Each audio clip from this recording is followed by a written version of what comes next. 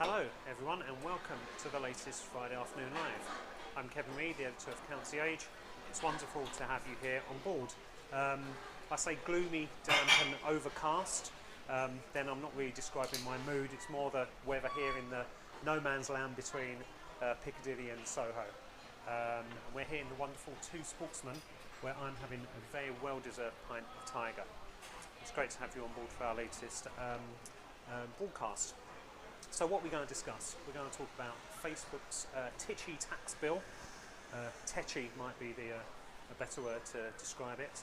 We'll also talk about strict liability as well, and that's been claimed to be seriously flawed according to some lawyers. But I think seriously flawed, you know, some of you may have heard that before on that topic. What's been going on in the last week in the world of Accountancy Age and Financial Director? Well, we finished off the judging. Finally finished off the judging for the British Accountancy Awards. That's been a long time coming. That's a process that started back at the beginning of September. But basically, we had a select group of judges, a choice cuts as such, to choose the overall independent firm of the year. So earlier on during the judging process, we picked the regionals and picked an overall winner this week, so that's very exciting, and I will not be telling you who that is. You'll have to buy a ticket to the event on the 24th of November to find out. We've also been working on our move across to Hammersmith. As you know, Accountancy Age and FD are now under new ownership with our wonderful new owners, Contentive. So that's been keeping us very busy, but there's lots of exciting things I think that we'll see in the pipeline that we've got lined up, and I think we'll see some changes over the next few months or so. But basically, there aren't enough hours in the day, so this is a very enjoyable half an hour spent in the pub, I can assure you.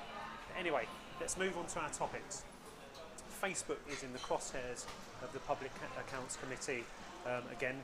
Basically, they've filed their latest UK accounts, and they've only paid about £4,000 in corporation tax. As far as their actual loss is concerned, they've made a £28.5 million accounting loss during 2014. Interestingly, they paid about £35 million out to 362 staff in bonuses, and the PAC want to speak to Facebook about how they're managing all this. I think Facebook will say that they're managing it all fine, thank you.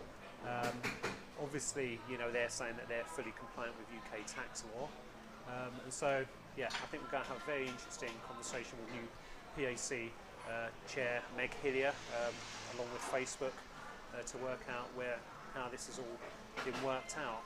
I don't know, on the face of it, if you're paying staff lots of money, then you know, what's wrong with that? That sounds like a good thing. You know, there's a lot of talk about living wages.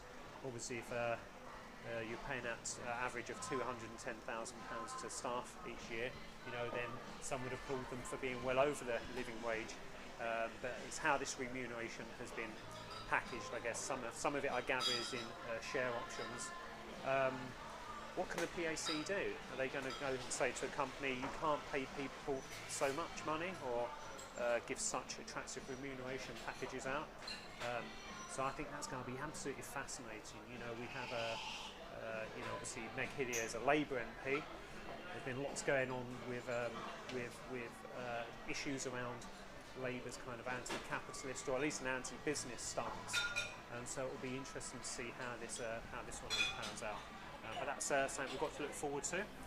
The other topic that I think is really interesting and is ongoing, we've had the end of the consultation period for HMRC to discuss new powers that they're going to be afforded around tackling tax evasion as far as strict liability is concerned. In other words, if you don't pay the right amount of tax, even if you've done this by mistake, under strict liability you'll be classed as having evaded tax. So the guys over at Kingsley Napley, the law firm, have said that that this seems absolutely crazy, that there are plenty of rules, regs and law and legislation in place to deal with people that don't pay the right amount of tax because they've made a mistake. So why do we need strict liability? As we've seen with accelerated payment notices, though, HMRC is more interested in getting the tax up front, getting people guilty, presumed guilty until proved innocent. And it's just part of the ongoing aggressive stance that the taxman is taking. Obviously, during the consultation period, they've taken a hell of a lot of stick around this. So we're just going to have to wait and see what comes out in terms of legislation. But the conduct is still viewable on the Treasury and HMRC sites. You can go to accountancy agency. Lots of commentary in recent months around that. So yeah, a bit too late for you to put your £2 in now, but maybe you can kind of gauge the direction of travel. And I think Kingsley Napley's points seem very fair to me, and I think they echo other views. It will be interesting to see whether this follows the route of some other legislation that has kind of been rescinded, which has been viewed as too aggressive. We've obviously seen that happen around the way in which bankers are being treated. There have been some backtracking this week. But anyway, I'll leave it at that before my brain goes absolute mush. I'm going to sit here and drink my pint of Tiger and just mind my own business. Thank you for joining this week's broadcast. I hope you've enjoyed it. I don't know if we had any comments. Callum, anyone wants me to give answers to anything? Yeah, there's been a few about Facebook just wondering whether they've used previous year's losses to get reliefs or feed into their accounts this time around. Yeah, I haven't looked into that. I'll be absolutely honest with you. I've not poured through those accounts. Again, having losses is perfectly acceptable and is legal. If the government doesn't like the way in which this is being managed, or they feel it's being manipulated, then let's set the law right, and so that this can't happen. You may argue that Facebook will look to try and find another loophole, but that's pure conjecture. You can defer tax losses. That's how it goes. If we don't like it, let's change the rules. And obviously, we're seeing with the OECD direction of travel, a broader base of aggressiveness, so we don't get tax arbitrage.